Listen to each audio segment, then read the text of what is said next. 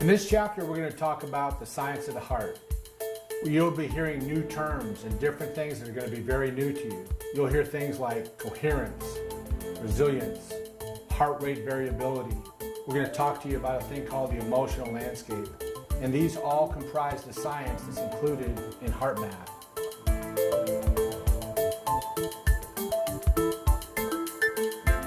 To help explain the science of HeartMath, we have Dr. Roland McCready here with us, who is the Director of Research at the Institute of HeartMath, and he is a Vietnam-era veteran.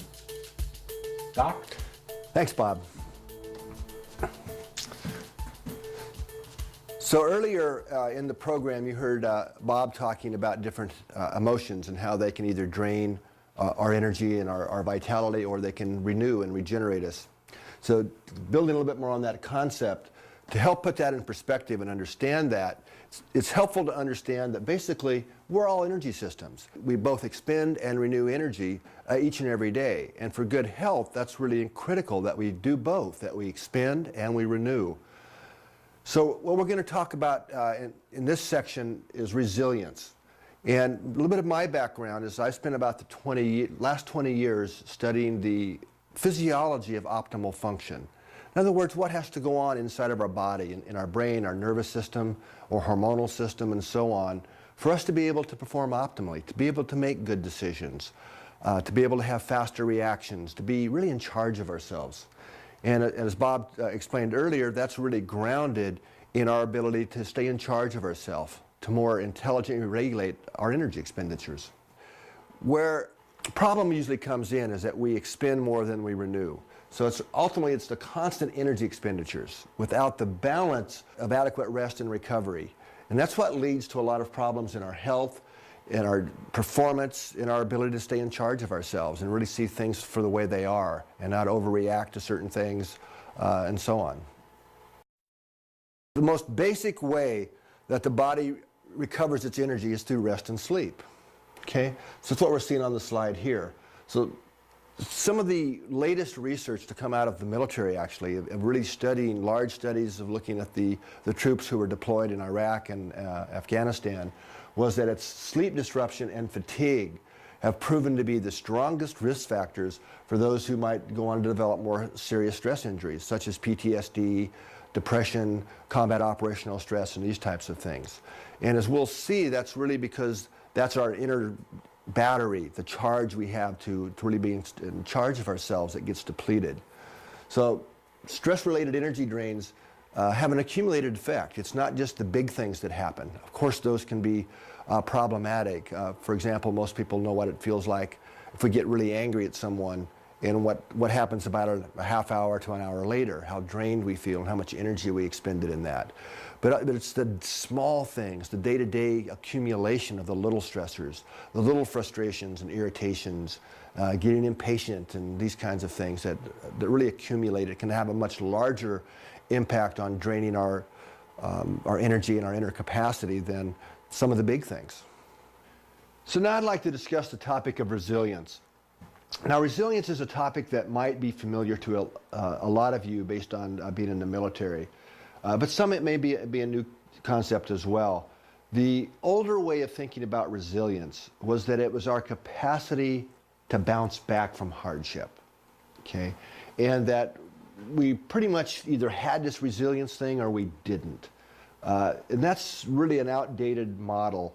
We've learned a lot about resilience in recent years. In fact, the pretty much common definition that's used now, especially in the military, is this new definition here, which is the capacity to prepare for, recover from, and adapt in the face of stress, adversity, and life's challenges.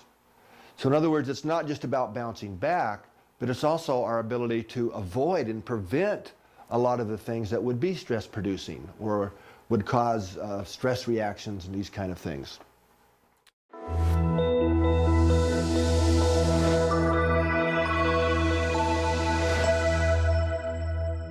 I wouldn't be here talking here today if I had not built some resilience personally. I've gone to a lot of these warrior resilience conferences and a lot of these big meetings where there's think tanks thinking, what is the secret of resiliency? I have had friends, physicians saying if we find the formula for resilience, we could make a lot of money, put it in a bottle, label it, and sell it, correct? So there is a school of thought that says, well, you're born with it, and another one that says, well, you developed it. I have been really at the bottom of despair. Really, you cannot go lower than that. Never in my life did I imagine that here I am on top of the world, I'm a commander in the Navy, looking forward to retirement with my husband, traveling the world, having 2 awesome kids, and all of a sudden you said, ooh, this can't be happening. This is like, that's not what we bargained for. This is not what we worked so hard for. For 2 years, I dwelled on a lot of thoughts of despair. But there was something that pulled me out of there, and I don't know what that something is, except an inner strength that comes from a source of some sort. I pray, but I remember praying just in auto mode, not understanding really what I was asking for. A year into the illness, the journey I call it, we were asked to go to Lourdes in France.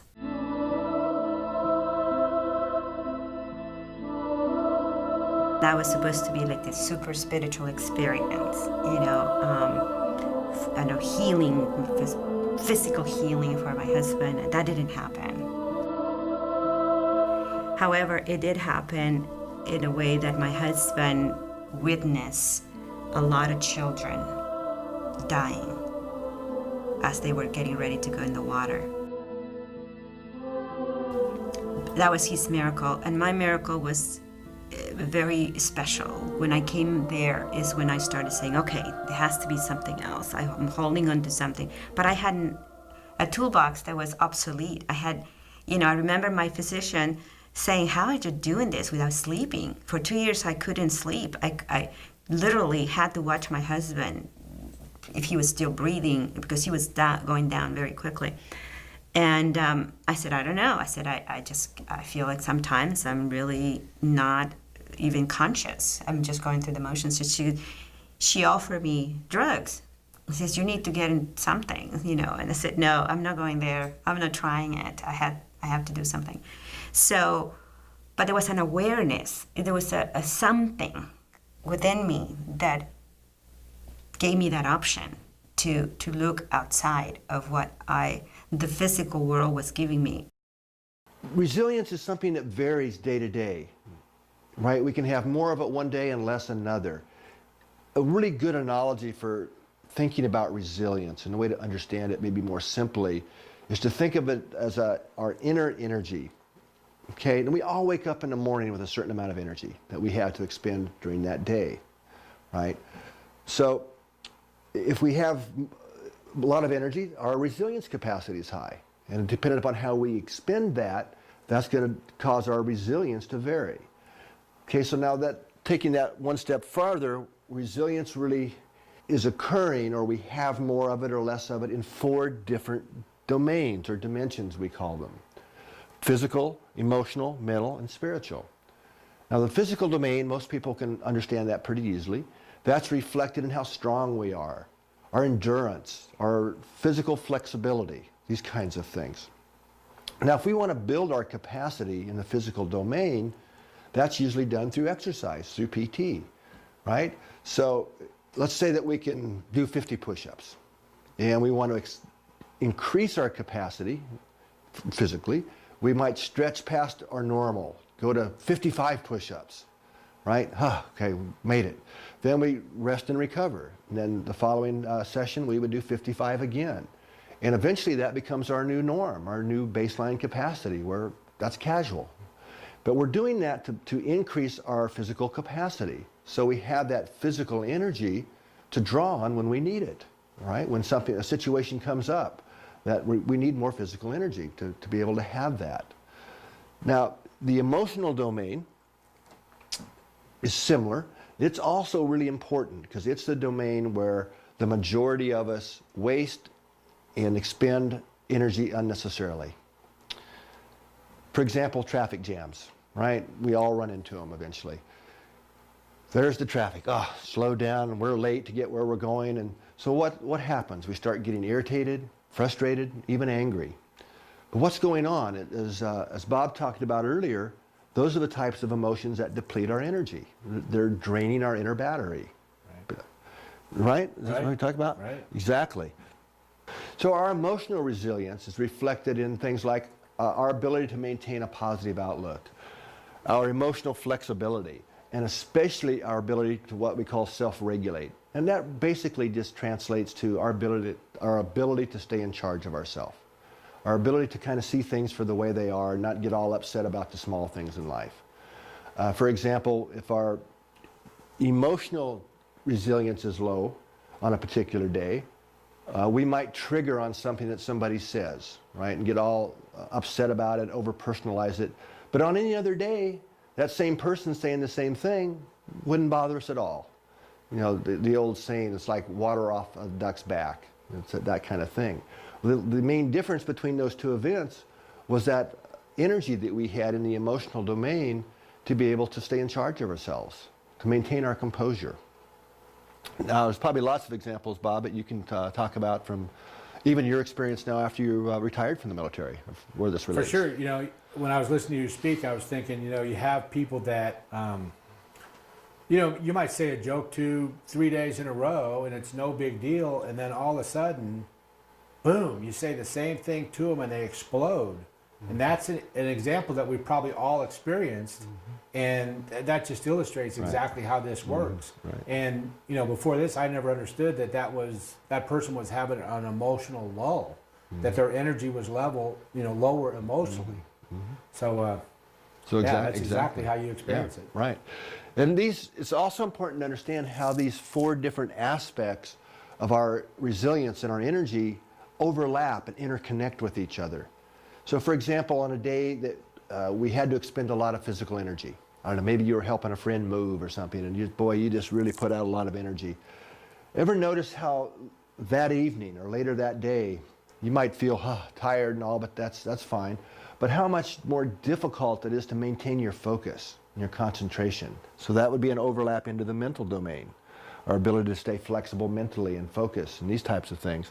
But emotionally, it would be exactly the kind of situation we were just talking about. It's much easier to trigger on the small thing, to get upset or frustrated much quicker, fly off the handle, and so on. Now, on the other hand, it could be a day where we really didn't expend much energy physically. Everything's fine, but somebody does something or says something, and we have one of those good old-fashioned anger blowouts. We just get really mad at somebody. Not that you've ever done that or anything. No.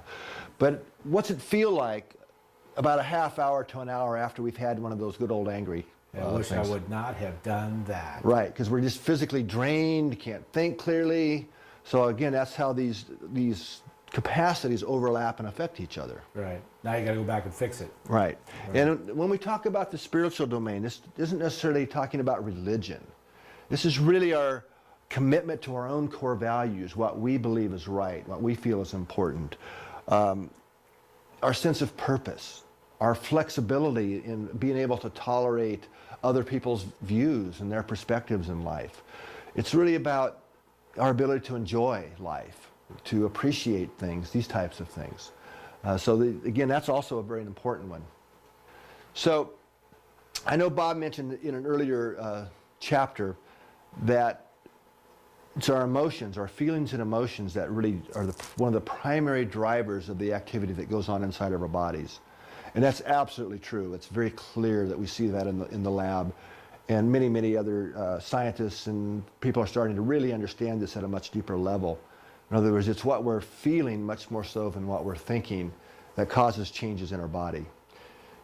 So our thoughts as well, but not to the same level of power, if you will, to change what's going on inside of us as the emotions are really communicated down through the body in two different major systems. One is called the autonomic nervous system. Now, the autonomic nervous system is a really important part of our physiology, what's going on inside of our body.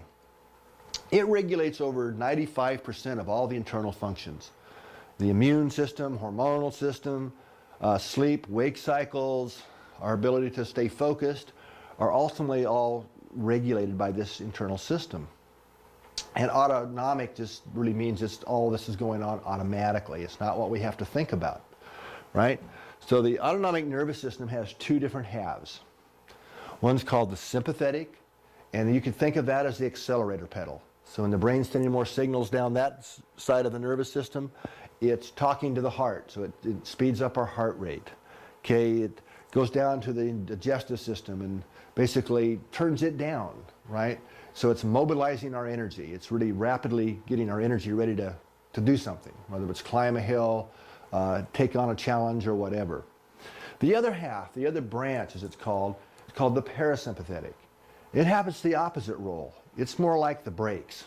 Okay, so we have the accelerator and the brake going on here.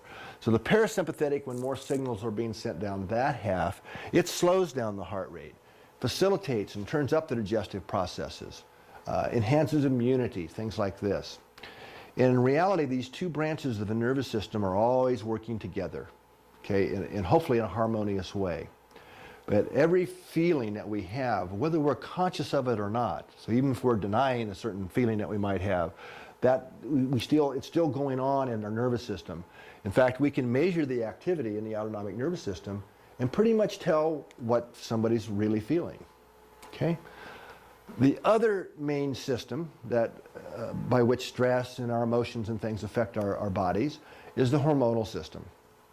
Now, when we're stressed or we're feeling anxiety or feeling frustrated and these types of things, that sets in a cascade of hormonal changes that cause all kinds of processes in our body to either speed up, slow down, use more energy, or renew energy. So adrenaline's one that most of us are familiar with. Also cortisol and DHEA are two we're going to be talking more about because they're really important hormones. They're kind of high up in the food chain, if you will. So if we're feeling anxious or this kind of thing, that sets in motion more cortisol, and it then sets in motion a cascade of at least 1,400 biochemical changes. So just getting angry, for example, just for a couple of minutes, sets in motion all these 1,400 biochemical changes. And some of these hormones, like cortisol, they stay in our system a long time. In fact, it's called the half-life of cortisol. It means the half-life is 12 hours. So 12 hours later, even though we might have only gotten angry for a couple of minutes, half of that's still in our bodies 12 hours later. And so it's really jacking up the metabolism. In fact, this is one of the reasons that we have a lot of problems sleeping in military service or if we have a lot of stress in our lives. It's what's going on during the daytime and the holdover effect of those hormones, 12 hours later when we're trying to get some sleep, we can't get to sleep because the hormonal system saying, no, we need to be high energy now. Right. Not that you've ever heard, well, do you have any examples of that from your... Well, you know what? When you were talking, what I was thinking about was the speed of the autonomic nervous system and the hormonal system.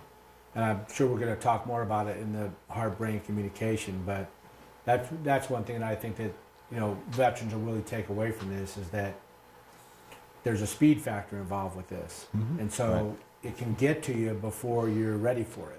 Right. So that's why you got to be ready in advance because it's going to come faster than you can prepare for it. Right. Just one more hormone I want to mention here, and that's called DHEA. And that's often called the vitality hormone. Okay, so just like in the nervous system, we had the sympathetic and the parasympathetic kind of oppose each other and keep each other in balance. It's the same thing with cortisol and DHEA.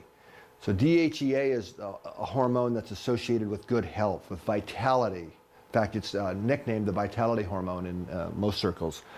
The point is here, both DHEA and cortisol, which is the stress hormone, are made out of the same underlying biochemicals. So if we're really stressed, right, we're having a lot of anxiety or getting irritated a lot, what happens is most of that precursor hormone gets used up in making cortisol at the expense of DHEA. And that basically sets us up for what's rapid aging. Because when those hormones get out of balance, we're really expending far more energy than we're able to renew. So next, I'm going to turn this back over to Bob, and he's going to talk about the emotional landscape. So talking about the emotional landscape, first I've got a blank one here that I want to talk to you about. But really the emotional landscape is 4 quadrants. So you have the left quadrant, which is like a depleting or negative energy, and you have a right side to the landscape that's energizing or positive energy. So if you go back and think about that battery analogy, the draining on the left and the charging on the right. So that's what this chart is trying to depict. Now, running down the middle of the chart, we usually refer to this line as the autonomic nervous system, and then the line going horizontally we refer to as the hormonal system. So the two systems are kind of plotted on the landscape. Now here's the thing that you really have to understand.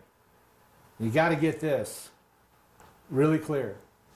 We spend all of our time on this landscape. It's just the way it is.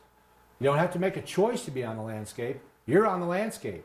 You're either charging or you're depleting. You're either at high arousal or low arousal. But you're on that landscape. And what I try to teach when I'm working with veterans, what I try to teach is life doesn't come to us, life comes through us. And that's why the different experiences we have in the military affect us. So this landscape could be, now that I've populated it, I want to point out to you what's on the left and what's on the right. So maybe these will be things that you can identify. So as I'm presenting these to you, I want you to think about when you have these emotions, do they drain you or do they energize you? So on the left-hand side, on high arousal, we talk about anger, frustration, and anxiety. That's basically pissed off, right? You are just pissed about something. And we've all had those kinds of experiences. Well, the point is that's on the negative, depleting side of the landscape, and it's drawing down your energy. Now, I know about this time you're saying, well, I've never had this before. Why do I need this now? Well, a key point to understand is that emotions and resilience are both accumulative. So you're accumulating these throughout the day. So one example I give to people is my first sergeant and I used to go running at the end of the day. And depending on how frustrated we were, would be how many cigarettes we would have before we would go on our 2-mile, 4-mile, or 5-mile run. But what we do is we'd save up all of that frustration, that anger, or that negative energy from the day, and we'd try to go recover at the end of the day. So a key point here is that we're going to teach you that you don't have to wait till the end of the day. You don't have to wait till you can go on vacation to recover. You can recover, kind of like an on-the-spot fix. All right, back to the chart. On the positive side of the chart, at the high arousal level, at the top upper right quadrant, you have excitement, courage, and passion. So you think about patriotism or pride of service or pride of leadership or esprit de corps that we have in the military. Those are all uplifting things. You could probably all relate when you were on a PT run and somebody was out in front, yelling Jody's, everywhere we go, ho, and you're just all singing along, and you kind of forget the fact that you just passed the 5-mile mark, and you just keep going. And what's happening is that energy is pulling you along. So I know you've all experienced this. You've experienced the side where you're frustrated, angry, or pissed off at somebody, and you've experienced the other side where you're highly motivated and you're in that positive, high arousal zone. So another key point about the arousal being high or being low is, I told Doc when I first came in, I think I had 3 emotions as a military person: fired up, pissed off, and burnt out. So, I really didn't understand this, and we were never trained at this. So this was it actually was kind of weird first time I heard this, and now that I've practiced it, it makes perfect sense to me because I've lived it, I've experienced it, and I can relate now what's happening on that landscape to what's happening inside of me.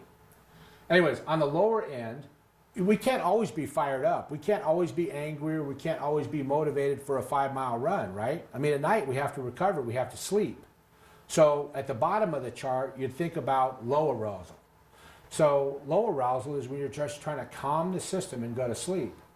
So overall, there's 3 things I want you to understand about the landscape. One is you're always on it. 2 is you can make a choice to shift where you're at on that landscape. And 3 is this thing that we're talking about, this HeartMath thing, is a full spectrum from trying to deal with stress to optimum performance. It's the full spectrum. And when I first got into this, I thought, well, this is like a chill pill. This is something to chill me out. And I can't be chilled out all the time. Sometimes I really have to perform, and I need to perform at an optimum level. And I have learned with practice, you can use this for both. You can use it to de-stress, and you can use it for optimal performance. We just completed talking about the emotional landscape. We've talked about the autonomic nervous system, and we've talked about the hormonal system. And what those are is related to this next slide, which is about heart-brain communication. I'm going to ask Doc to talk about that. Doc? So the information I'm going to discuss with you now might actually be surprising to a lot of you, and I suspect new to most.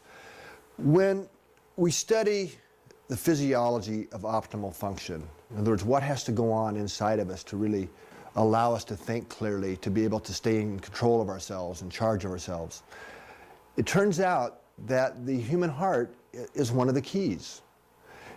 And there's some important reasons for this. We now know, in fact, that the heart itself has its own complex intrinsic nervous system, and that's now kind of nicknamed the heart brain. And this comes from a field that's called neurocardiology, and there are neurocardiology research centers actually all around the world now. So it's really quite fascinating to understand now that the heart actually has its own little brain inside. But here's what's even more fascinating, and that is that the brain in the heart actually sends more information upstairs to the brain in our head than the other way around. So the heart and brain are in constant dialogue with each other, and they affect each other. In fact, it's hard to separate, the activity between the two. They're so intertwined.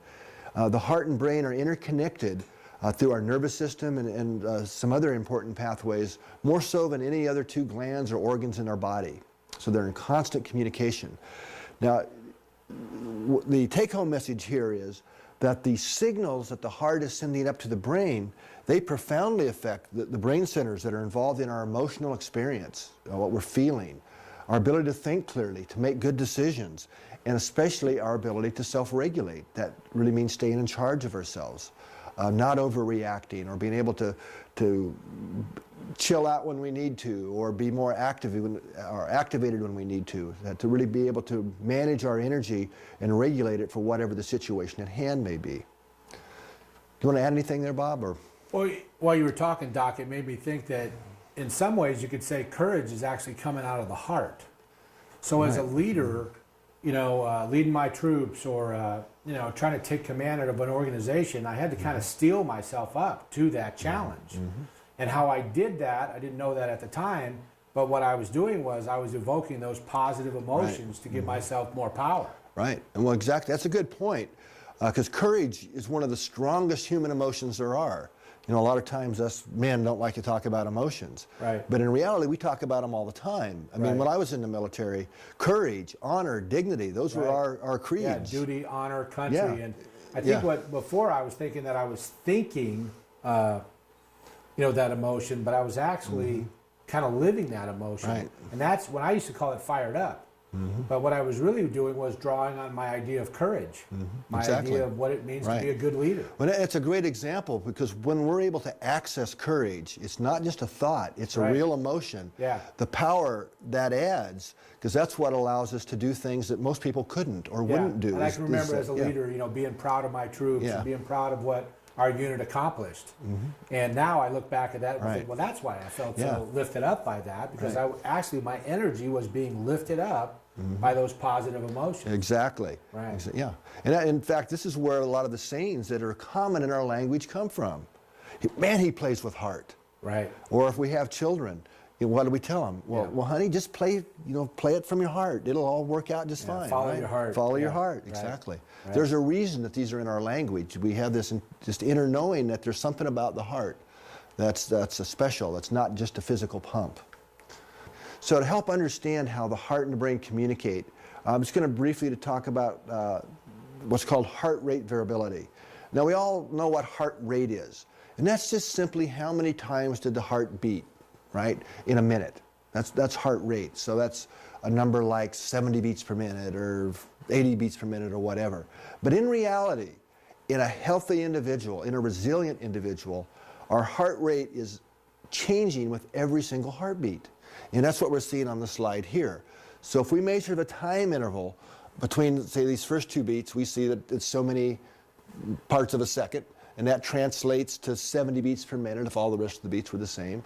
And in between this beat, they're a little closer together. So that's a little faster. So that's 76 beats per minute for that heartbeat. And this one even closer together, so 83 beats per minute.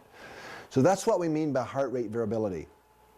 Now, it used to be thought that a sign of good health was a steady heart rate, a steady heart rhythm, right? What we've learned in the last 15, 20 years is that's absolutely wrong. That this variability is an important sign of health. And loss of it, as we see here, is a strong and independent predictor of future health problems and some fairly serious health problems.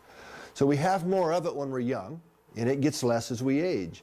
In fact, we can measure your heart rate variability, and if you're on a healthy trajectory, tell within about 2 years how old you are, just from looking at the amount of variability in your heart rate, just natural intrinsic variability. It's, to help kind of understand it, it's an important measure that really reflects our resilience, right? It's again, how the heart and the brain communicate. So it's the flexibility of our nervous system, which translates into our emotional flexibility. That's exactly what I was just thinking. This heart rate variability is kind of like a heart rate flexibility. Yeah, it's a that good it way can of putting it. adjust. Yeah, right. Yeah. And when you think about it, one of the characteristics of aging is loss of flexibility, right? Not just Okay, now you're physically. getting personal. I'm sorry. Actually, I'm older than you are, so Okay, that's true. But it's loss of flexibility, not only physically, but in our thoughts. I know with my own father, as he aged, their repertoire of what they would talk about and think about kept getting narrower and narrower and narrower, Right. as well. So here's a really fascinating aspect of our heart rate variability, in that how much of it we have is directly related to our mental functions, how well we can think, all right, solve problems, make good decisions.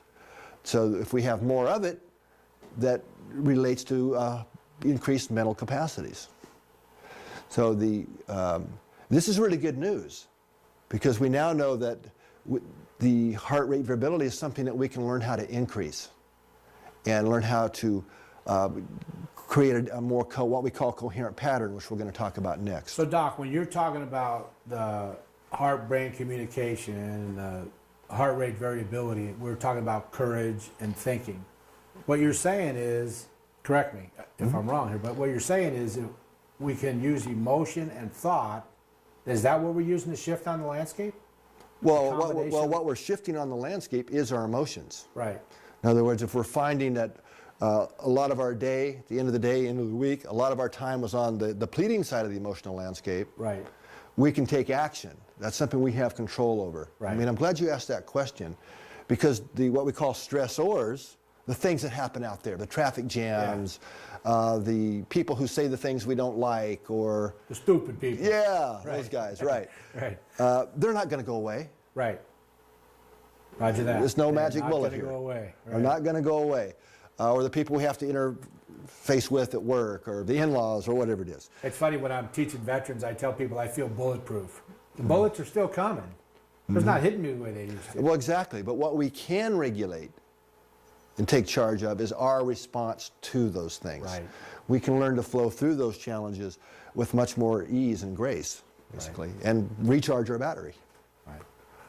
Okay, so key concept here is that this heart rate variability is important because it's something we can learn how to self-regulate and actually increase our cognitive functions, our mental capacities.